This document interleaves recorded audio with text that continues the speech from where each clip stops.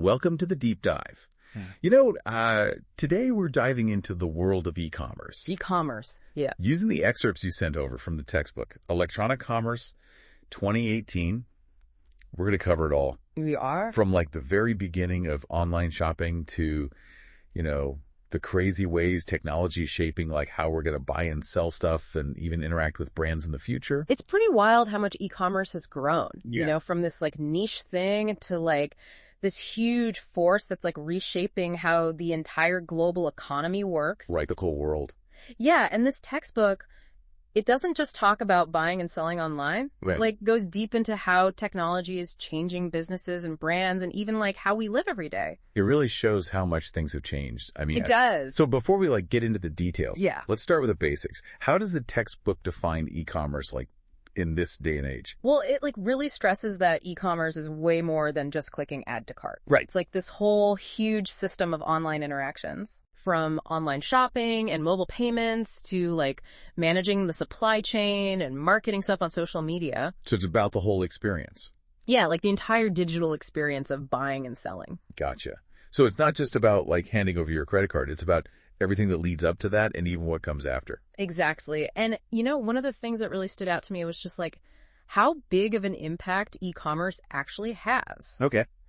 The textbook actually says that in 2014, like e-commerce accounted for more than 60% of total U.S. manufacturing sales. Whoa, 60%. Yeah. That's more than half. More than half. That really puts things in perspective. Yeah. No wonder so many businesses are like moving their whole focus online. Right. But e-commerce, like it hasn't always been this huge, right? Right. The textbook talks about like the history and like how e-commerce changed over time. Yeah. Can you like walk us through some of the big moments? Yeah, for sure. So like the really early days of e-commerce, back in the dot-com boom. Yeah, like the 90s. Exactly. It was mostly focused on like business to consumer or B2C transactions. Okay. Think about like those first online stores selling books and music and stuff directly to people. Right. But then, as technology got better, we saw this big shift towards like business to business or B2B e-commerce. Yeah. Businesses started using these online platforms to like make their supply chains run smoother and get the stuff they needed and work with other businesses. So e-commerce went from connecting businesses with customers to connecting businesses with each other. Right. It's all about like working smarter and reaching more people, right? Exactly. But the textbook also mentions these even newer models like B2E and mobile commerce and like social commerce. Yeah. What are those all about? Oh, it keeps changing. So B2E or business to employee. Okay. That's all about using e-commerce tech to make things better inside a company. Okay. Think of like companies using online platforms for things like benefits and training. Right. Or even just talking to each other inside the company. Mobile commerce or moo commerce. That's just the explosion of shopping and buying stuff on our phones and tablets. That's definitely me. Right. Yeah. And then social commerce. That's where social media and buying stuff online come together. Okay. Like seeing something cool on Instagram and being able to buy it right there. So e-commerce is like constantly changing, finding new ways to connect people and businesses and buying stuff like faster and easier than ever. Yeah. That's kind of amazing. The textbook uses Starbucks as like this perfect example of how e-commerce has changed. Can you tell us more about that? Oh, Starbucks is the best example because they went from just a regular coffee shop to like this digital and social powerhouse. Yeah. They've totally embraced ordering and paying on your phone. I do it all the time. Right. They made this loyalty program that like rewards you for using their app. And they've got this huge social media thing that makes you feel like you actually know them. I'm definitely a fan of that rewards program. Me too. I love that they've made their digital stuff work perfectly with their actual stores. Seamless. It really does feel more connected and personal. Speaking of businesses, the textbook also like goes behind the scenes to show how e-commerce actually works from like a business point of view. Yeah, it breaks down the main parts of e-commerce business models. Okay. It talks about value propositions, which is like what a business offers that's special and makes people want to buy from them. Makes sense. Then there's revenue models, which explain how a business actually makes money through e-commerce. Okay. And finally, partnerships, like the teams and connections a business makes to help its e-commerce do even better. So it's like a recipe for e-commerce success. Yeah, kinda. And I bet the textbook uses Amazon as an example, right? Of course. They're like the kings of e-commerce. They are. The textbook looks at Amazon's model and talks about how super efficient their delivery system is and how they're all about amazing customer service and constantly coming up with new ideas and going into new markets. It's crazy how good they are at knowing what I want before I even know I want it. It really is. Speaking of technology that's changing the game, the textbook also talks about artificial intelligence, or AI, and its role in e-commerce. Yeah, this part really blew my mind. AI is totally transforming e-commerce in some really wild ways. The textbook says that when we're talking about e-commerce, AI isn't like robots taking over. Okay, good. Not yet, anyway. It's more about using like fancy algorithms and data analysis to make e-commerce smarter and more efficient and way more personal. So AI is like working behind the scenes to make the whole shopping experience better. Exactly. Can you give me some real-world examples? Because I'm still trying to understand what AI looks like in e-commerce. Sure. So think about those personalized recommendations you get when you're shopping online. Oh, yeah, like how they know I need new shoes. Exactly. Those are AI algorithms looking at what you've bought before and what you've looked at to guess what you might want to buy next. Wow. Or those chatbots you see on websites like LinkedIn and MasterCard. Right, those little helpers. Those are AI-powered virtual assistants that can answer your questions and walk you through stuff and even help you buy things. And then there's those robo-advisors that are popping up for financial stuff. Oh, yeah. They use AI to give you personalized financial advice and manage your investments. It's like having a personal shopper and a financial advisor all in one. It really makes you wonder what AI will be able to do next. Oh, for sure. But before we get too carried away, let's talk about another tech thing that's revolutionizing e-commerce. Yeah. Mobile. Our homes. The rise of smartphones and tablets has totally changed the game. It really has. Mobile commerce, or MUP commerce, has exploded in the past few years. The textbook points out some pretty crazy statistics about how fast the number of smartphone users is growing and how more and more people are using their phones to shop online. I pretty much buy everything on my phone now. It's so easy, right? Super convenient. But is MUP commerce actually that different from regular e-commerce? It's true that the main idea is the same. But Ming commerce has its own special challenges and opportunities. The textbook talks about how important it is to design websites and apps that work great on smaller screens. Makes sense. It also talks about the growing importance of paying with your phone and using contactless technology like Apple Pay and Google Wallet. In some cities like Seoul, you can even pay for your subway ride by just tapping your credit card. Whoa, that's so cool. I wish we had that here. Right. Okay, so we've talked about buying and selling online, but the textbook goes beyond that and explores some really cool and innovative ways e-commerce is being used that aren't just about retail. Okay, cool. Yeah.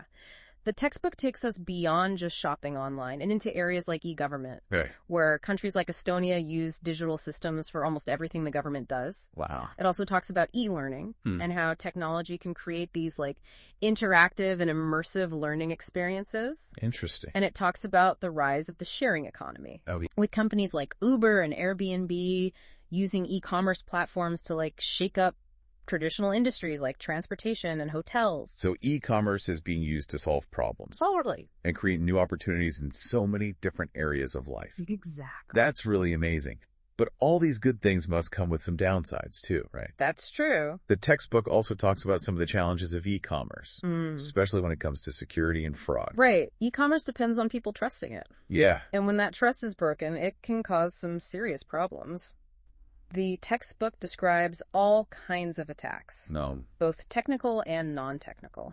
Like what kind of attacks are we talking about? Well, on the technical side, you've got malware. Okay. Which is basically bad software designed to mess up computer systems. Like a virus. Right.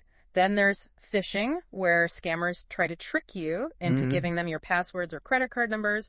And then there are non-technical attacks like social engineering, which uses psychology to trick people into making bad decisions. It's scary how clever some of these attacks can be. It really is. That's why the textbook emphasizes the importance of being proactive with security measures. Right. Things like firewalls, encryption, and biometrics to keep information safe. To protect ourselves? Exactly. So it's like this constant battle between the good guys and the bad guys online. Kind of. The stakes are high, and everyone needs to be careful about protecting themselves. The textbook even mentions this case where Hollywood Presbyterian Medical Center I've heard of that. had to pay a ransom. Really? Because some malware totally shut down their computer system. Oh. It shows that bad security can have real consequences in the real world. Definitely a wake-up call. Yeah. So we've covered a lot of ground, from the basics of e-commerce to AI and mobile tech to the importance of security and the dangers of cyber threats. But the textbook doesn't stop there. Yeah. It wraps up by looking at future trends that are shaping the world of e-commerce. What can we expect to see down the road? The source material points out several important trends that are already starting to change the e-commerce landscape. For one thing, mobile commerce is only going to get bigger. Right. With more people using their phones and tablets for everything from shopping to banking to managing their money, the lines between shopping online and shopping in a store are also becoming blurry. Okay. With businesses trying to create seamless experiences that combine their physical stores with their online presence. So e-commerce is becoming even more intertwined with our everyday lives, both online and offline. Yeah, exactly. And with all this data being collected about what we do online, we're seeing an increase in personalization and targeted marketing. Okay. Businesses are using fancy algorithms to tailor their products and offers to each individual customer, creating more relevant and engaging experiences. So the future of e-commerce is all about personalization and convenience and the seamless connection between the digital world and the physical world. Right. It's exciting, but also a little scary to think about how much things will keep changing. You got it. And as e-commerce keeps evolving, we need to keep talking about the ethical side of things, like data collection and targeted advertising and the potential for algorithms to be biased. But that's probably a discussion for another deep dive. Yeah, maybe another time. This has already been a super insightful journey, and I can't wait to see what else we discover as we continue to explore this book. Electronic Commerce 2018. Yes, Electronic Commerce 2018. It's a good one. Yeah, it really is a dynamic field, and this textbook does a good job of showing just how much there is to learn about e-commerce. I feel like we could talk about this for hours. Yeah. And there's so much more to cover in this textbook. Right. But before we move on to the strategic stuff, yeah, I want to go back for a second and talk about a couple of really interesting concepts that stood out to me. Ooh. Okay. What did you find? Well, one thing that really caught my attention was the section on e-auctions.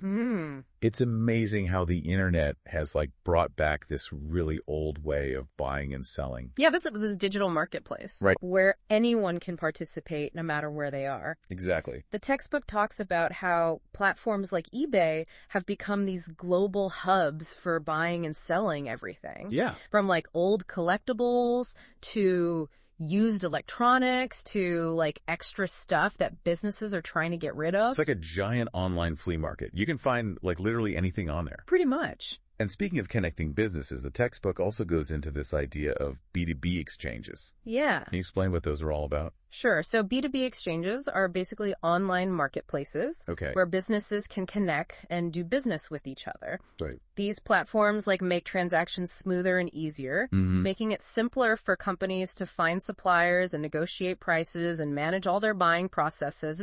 It's like a virtual handshake between businesses, promoting teamwork and efficiency on a global scale. So instead of businesses having to go through all these middlemen and traditional channels, they can just connect directly with suppliers and partners online.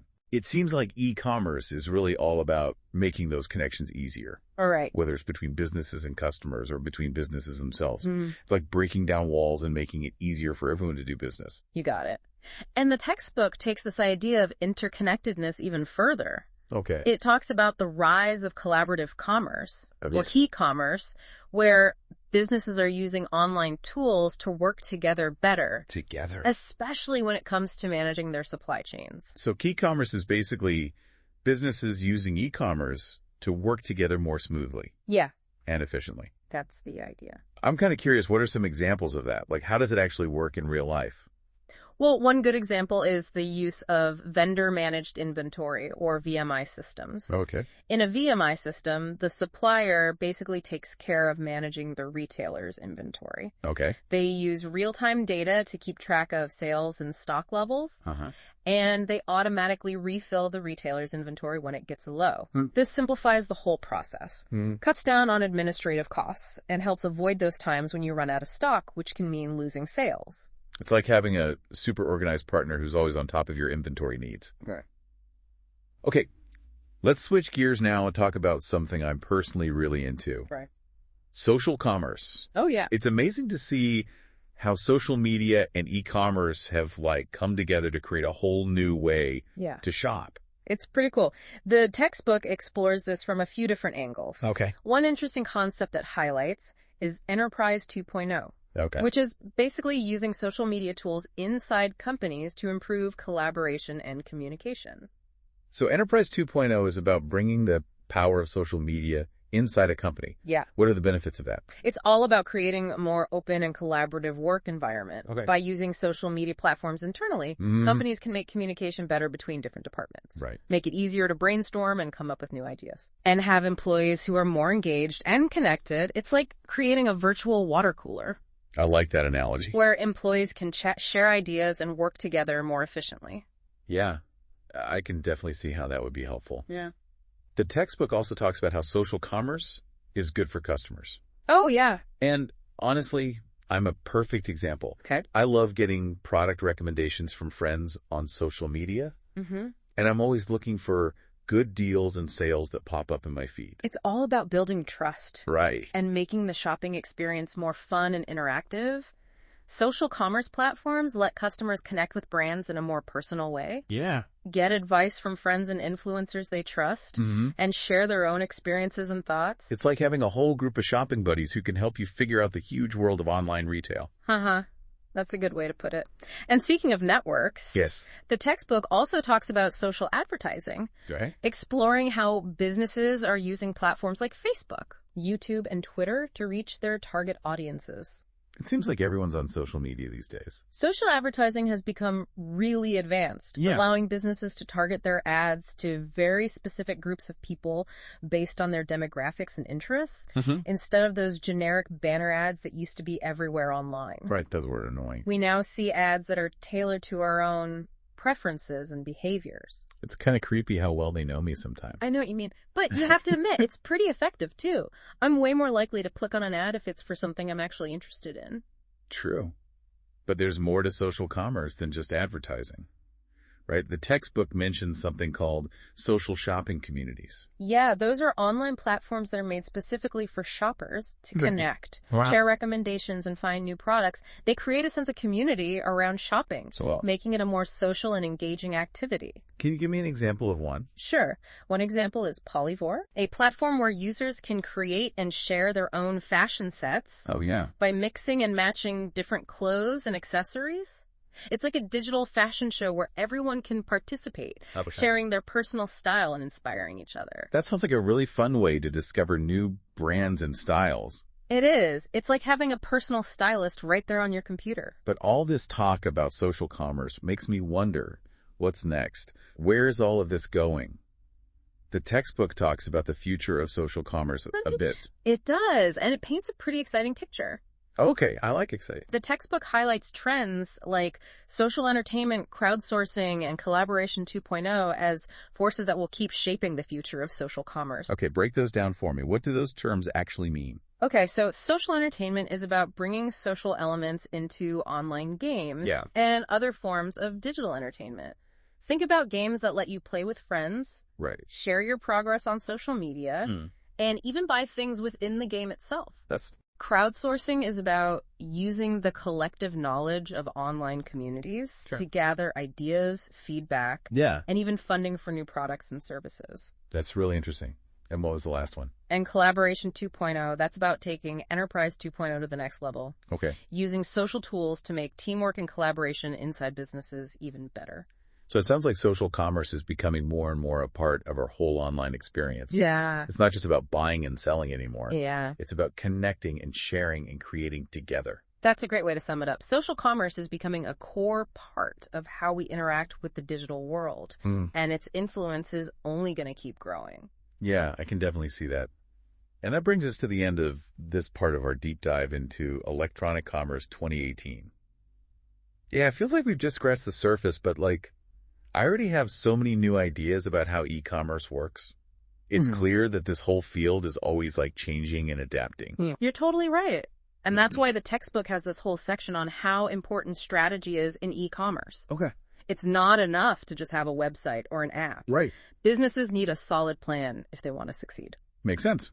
You can't just throw stuff out there and hope for the best. Yeah. So what kind of strategic framework does the textbook recommend for e-commerce? It really emphasizes starting with a clear vision, mission, and objectives for your e-commerce stuff. Okay. It wants businesses to ask themselves some basic questions. Like, what do you want to achieve with your online presence? What are your goals for online sales and getting new customers and building your brand? And how does your e-commerce strategy fit into your overall business goals? So it's about looking at the big picture and seeing how e-commerce fits into the overall success of the business. Exactly. Not just treating it like it's separate. But a vision and a mission are just the beginning, right? Yeah. What about actually putting those plans into action? The textbook goes beyond just planning and dives into the details of implementation. It stresses the need to allocate resources effectively, build the right team, develop a strong technology infrastructure, and establish clear ways to measure performance. It also highlights the importance of constantly monitoring and improving things. Always getting better. Yeah.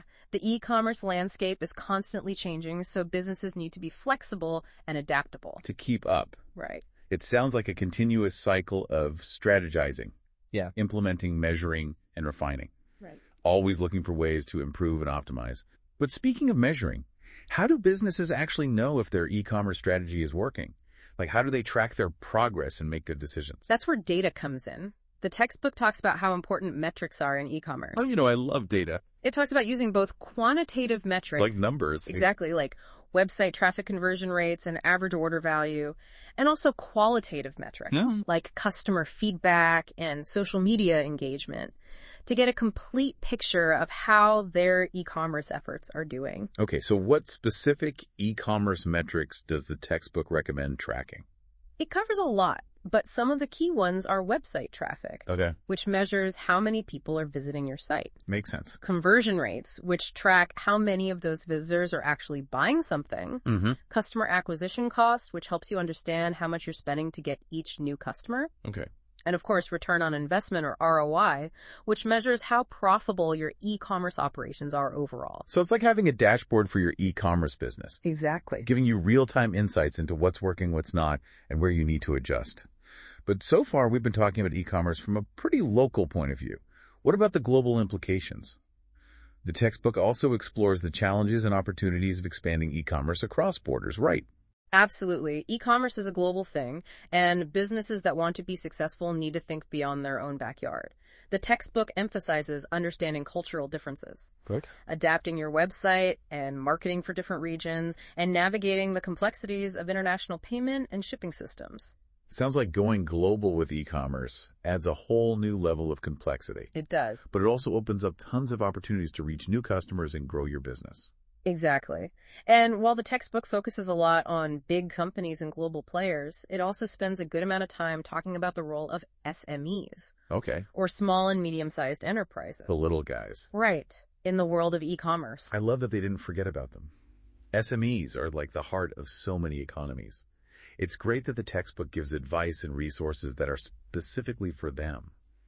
What are some of the unique challenges that SMEs face in the e-commerce world? Well, SMEs often have limited resources and expertise, which can make it hard to compete with the big companies. They might also struggle with things like website development, digital marketing, and figuring out shipping and logistics. But the textbook offers practical advice on how SMEs can overcome these obstacles and succeed in e-commerce. So it's like a toolkit for SMEs, giving them the knowledge and strategies they need to navigate the digital world and take advantage of all the amazing opportunities that e-commerce offers.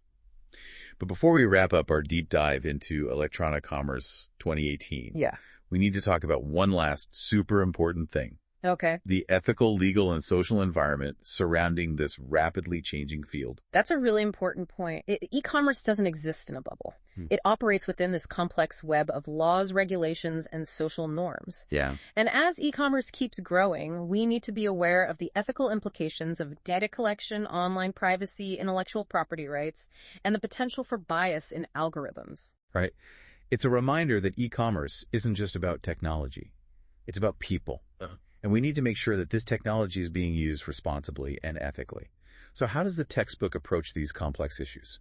It provides a framework for thinking about the ethical and legal side of e-commerce, encouraging businesses to adopt responsible practices, protect consumer data, and be mindful of their impact on society. It also stresses how important it is for businesses, policymakers, and consumers to keep talking and working together. So we can all be on the same page. Right, to make sure that e-commerce keeps developing in a way that's good for everyone. It sounds like a call to action. A reminder that we all have a part to play in shaping the future of e-commerce. Yeah. But speaking of the future, the textbook ends by looking ahead at what's next for this dynamic field, right? It does. It highlights key trends that are likely to shape the future of e-commerce, like the continued growth of mobile commerce, the blurring of lines between online and offline retail, and the increasing importance of personalization and using data to make decisions. It also explores new technologies like augmented reality and virtual reality. Oh, wow. Which could completely change how we shop and interact with brands. It's really amazing to think about all the possibilities. E-commerce is constantly evolving, and it's clear that we're just at the beginning of this incredible journey. Yeah. But before we say goodbye, I want to leave our listeners with a final thought-provoking question from the textbook. Okay. It talks about the omni-channel imperative, which is the idea that customers want a seamless experience across all of a company's sales channels. Right. Whether they're shopping online in a store or through a mobile app. That's a really important concept for businesses to think about. It raises the question, are businesses really ready for this future, where the lines between online and offline are getting more and more blurred? And what does it mean for you as a consumer navigating this new landscape? It's a really good question, something for all of us to consider as we move forward in this ever-changing digital world. Thanks for joining us on this deep dive into the fascinating world of e-commerce.